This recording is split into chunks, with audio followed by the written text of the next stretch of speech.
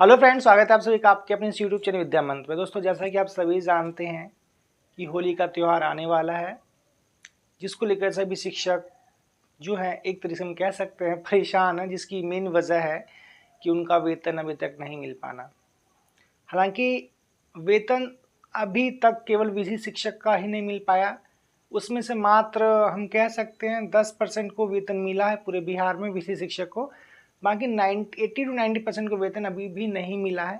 उनके साथ अभी भी समस्या बनी हुई है, जिसके पीछे मूल कारण ये है कि बहुतों का जो है HRMS ऑनबोर्डिंग नहीं हुआ है, और जब तक वो ऑनबोर्डिंग नहीं होगा तब तक उनका वेतन जारी नहीं किया जा सकता। तो इसलिए शिक्षक काफ़ी परेशान है। हालांकि प्रारंभ नंबर लगभग सभी का बन चुका है, कुछ परसेंट को छोड़ के जहाँ पे काम बहुत धीरे धीरे हो रहा है, अन्यथा लगभग सभी जिलों में काम पूर्ण कर लिया गया है प्राण जनरेशन को लेकर। लेकिन HRMS ऑनबोर्डिंग जो होता है, जो कि वेतन एक सॉफ्टवेयर होता है जहाँ से हमारा लिंक होता है, उसमें अभी भी अधिकांश जिलों में 100% का नहीं हो पाया, जिस वजह से वेतन भुगतान सभी का नहीं हो पाया है। तो ऐसे में शिक्षक परेशान रहते हैं कि ऑनबोर्डिंग कैसे होगा, क्या प्रक्रिया है, कौन करता है, कहाँ से होता है, तमाम सवाल आपके मन में आते होंगे। तो आप सभी जानते हैं शिक्षक वर्ग बहुत ही ज़्यादा बुद्धिजीवी वर्ग होता है, विद्वान होता है। फिर भी आपको पता होगा कि ऑनबोर्डिंग काम ये हमारा मुख्यालय यानी कि पटना से होता है, वो इसको अपडेट करते हैं।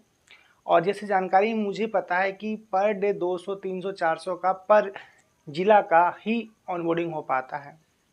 फॉर एग्जाम्पल, जहाँ पे 5000 शिक्षक विशिष्ट शिक्षक बने सक्षमता 1 में, या 5000 से अधिक बने हैं, तो वहाँ पे अगर ये ऑनबोर्डिंग संख्या पर डे अगर 400 भी होती है या 500 होती है, तो लगभग 10 से 12 दिन का समय और लग सकता है या लगेगा।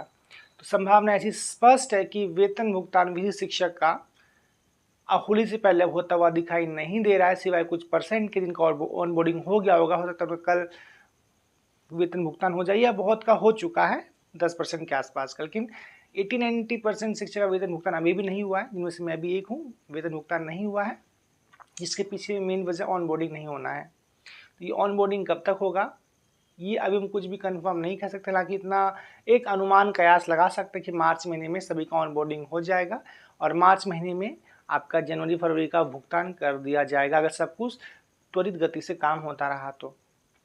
इसलिए हम सभी को परेशान नहीं होना है, कि इसके पीछे कई सारे कारण हैं जिसको लेकर शिक्षक परेशान रहते हैं। सबसे मेन वजह होती है कि हमारी EMIs है, यानी कि बहुत शिक्षक ने कि EMIs बैंक के द्वारा होती हैं, कई ने लोन ले रखा, कई की मेडिसिन वगैरह हैं, तो लिहाजा उनका वेतन आना बहुत ज़रूरी होता है, अन्यथा उनको बहुत दिक्कत का सामना करना पड़ जाता है। लेकिन आखिर किया ही किया जा सके, जब तक हमारा ऑनबोर्डिंग नहीं होगा तब तक हमारा वेतन भुगतान नहीं किया जा सकता। इसके अलावा आपके मन में एक सवाल ये भी है कि वेतन जो है पहले महीने यानी जनवरी का वेतन जो है वो बिना NPS कटौती के भुगतान किया जा रहा है, जो आपका 25,000 बेसिक पे है, और 50% आपका DA है, और 4% HRA के तौर पे किया जा रहा है, जिसका कि कुल वेतन आपका जो है 39,000, आपका 39,000 प्लस आपका वेतन हो रहा है, जिसमें से कि आपका 30 रुपया कुछ काट के आपको पूरा पैसा दिया जा रहा है, और फरवरी महीने का वेतन NPS काट के 35,000 समथिंग रुपया आपके खाते में दिया जा रहा है। तो ऐसे में लगभग 2 महीने का वेतन लगभग बहुत शिक्षक को मिला, जिनका HRMS ऑनबोर्डिंग हो चुका है। जिनका नहीं हुआ उनका भी 2 महीने का वेतन भुगतान होगा।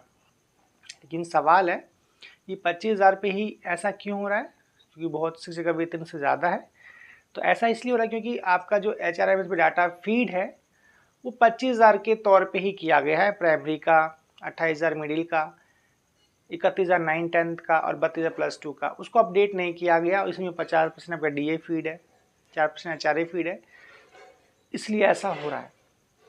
जब तक उसको अपडेट नहीं किया जाएगा तब तक आपका वेतन जो बढ़ा हुआ है, जो आपका मूल वेतन वर्तमान में है, वो नहीं मिलेगा। या फिर हम बात करें TRE 1 शिक्षक की, TRE 2 शिक्षक की, जो उनका इंक्रीमेंट लगना है, वो भी उनको तब तक नहीं मिलेगा जब तक कि ये HRMS को अपडेट ना किया जाए। हालांकि ये प्रक्रिया अभी हम कह सकते हैं कि सरकार इस पर कुछ विचार कर रही होगी, लेकिन हम सभी का काम है कि इसके प्रति जागरूक रहना, अलर्ट रहना, ताकि हमारा जो इंक्रीमेंट है या वेतन भुगतान जो वर्तमान दर पे होना चाहिए वो ज़रूरी है। क्योंकि अभी वर्तमान दर 53% DA का चल रहा है।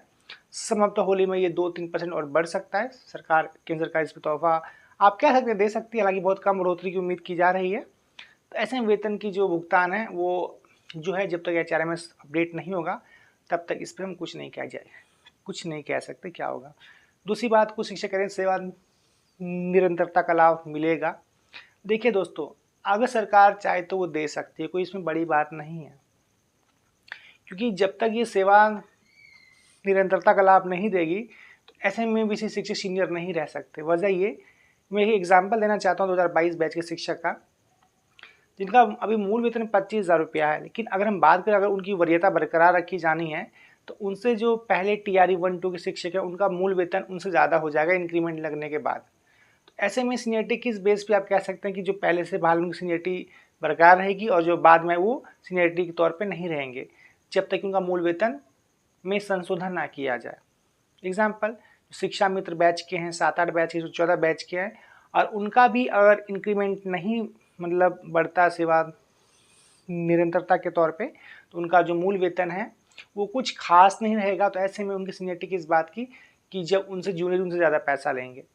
तो कहीं ना कहीं सरकार इस पर विचार कर रही है, कमेटी बनाने की बात कही गई है। अब देखिए क्या कुछ होता है। हालांकि मांग काफ़ी ज़ोर शोर से उठाई जा रही है, और सबसे मेन बात आप सभी ने ये जो एक बात ये है कि सक्षमता 3 का ऑनलाइन आवेदन का अंतिम दिन है 12 मार्च।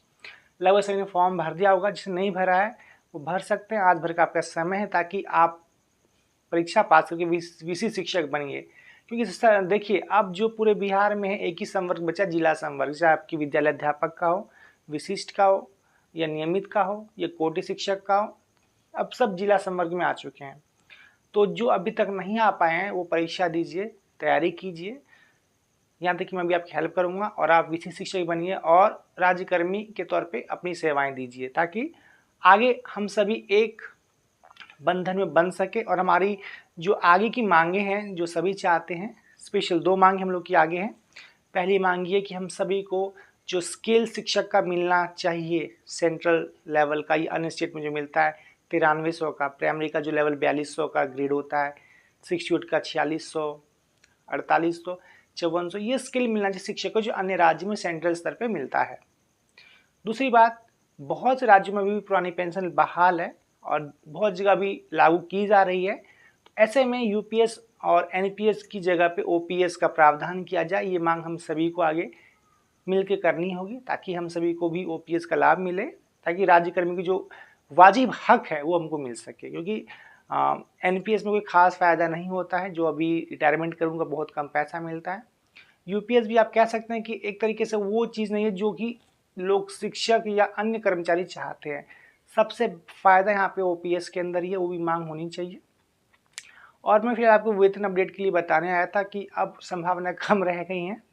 आप जो भी कहिए, बहुत हद तक अब जो वेतन है वो होली के बाद मार्च लास्ट तक उम्मीद की जा सकती है। ऑनबोर्डिंग जिसका होता जाएगा, वेतन भुगतान होता जाएगा। जिसका हाल फिलहाल में हुआ उनका वेतन भुगतान के लिए ट्रेजरी बिल जाएगा, वेतन भुगतान हो जाएगा। तो आप पेशेंस रखिए, पैनिक नहीं होना है, पैसा तो आएगा ही, टेंशन नहीं लेना है, कोई बात नहीं। त्यौहार तो हमारा थोड़ा सा कह सकते हैं कि हर्षोल्लास थोड़ा कम रहेगा, बिना वेतन का कैसे मनाएंगे, बट क्या करें, मजबूरी है, मनाना पड़ेगा। इसलिए अच्छे से त्यौहार मनाइए, खुश रहिए, आनंद रहिए। वेतन भुगतान होगा। बाकी आपको जिस टॉपिक्स पे वीडियो चाहिए मुझे कमेंट कीजिएगा, मैं उसमें आपको वीडियोस बना के देता रहूँगा। तब तक thank you, take care, bye bye.